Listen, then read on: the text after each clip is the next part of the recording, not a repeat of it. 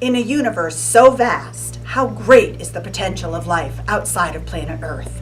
There is undoubtedly intelligent life beyond the stars, and modern-day aliens is here to break down the cases across the galaxy. There are nearly 8 billion people in the world. How many of them are who they say they are? Find out today on this episode of Modern Day Aliens.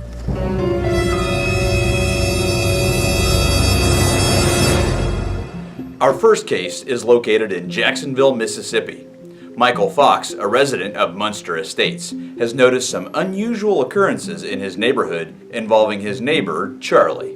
One night I was woken up from a real loud noise coming from outside, and I went to go check it out, and I saw Charlie running around in circles buck naked, just screaming something otherworldly. I didn't get it. The day following Charlie's strange actions, Mr. Fox called on the MDA specialist to get a handle on the situation. We've seen cases like this before. People are abducted and often come back as someone their loved ones don't recognize. Charlie's case was extra severe. He wasn't in the right state of mind. He couldn't even remember his family or what had happened to him.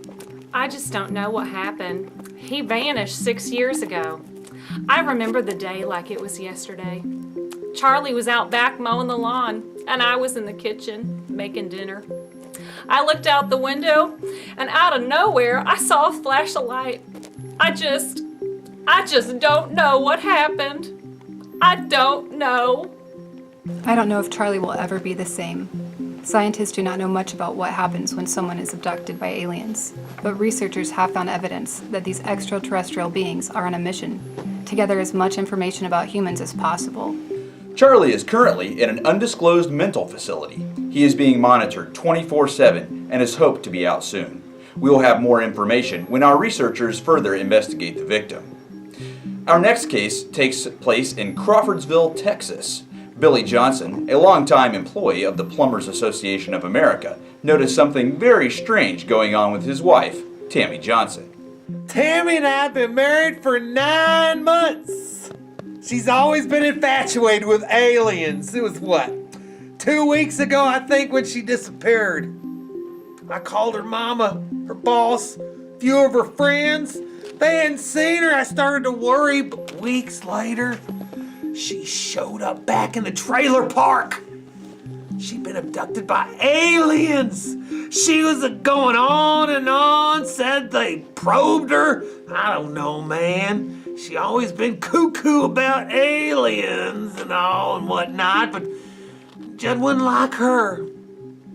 She had marks all over her arms. It was crazy. She was so convincing, and I started to believe her. That's why I called MDA. Yeah, I remember waking up one night with this feeling kind of like an urge, you know what I'm saying? Like something was calling me. I just remember walking out the trailer out back to the cornfield, and I looked up, and I seen this beam of light. I said, "What the heck?" Then I blacked out. And when I opened my eyes, they were standing over me.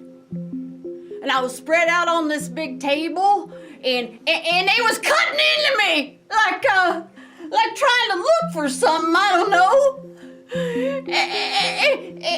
Or maybe they was trying to probe me or put something in me like an implant. But look, you can't see him now, but I got scars on my arms. The biggin did it. The biggin. I always knew I was special. We have seen many cases like Tammy's. People become so invested in the potential of extraterrestrial life that they dream up this whole scenario of being captured. It's people like Tammy that make modern society doubt alien life. I don't believe for 1 second that she was actually abducted. After investigating Tammy further, our researchers determined that this was another false case. The probe markings on Tammy's body were self-inflicted. Our security team is currently transporting her to Crawfordsville mental facilities. Meanwhile, in Jefferson High School in Lafayette, Indiana, there are more peculiar things going on. Randy Brist, the radio TV teacher at Jefferson High School, is being suspected of claiming a false identity. Some of his co-workers here are suspicious of him and his close friend, Mr. Herber.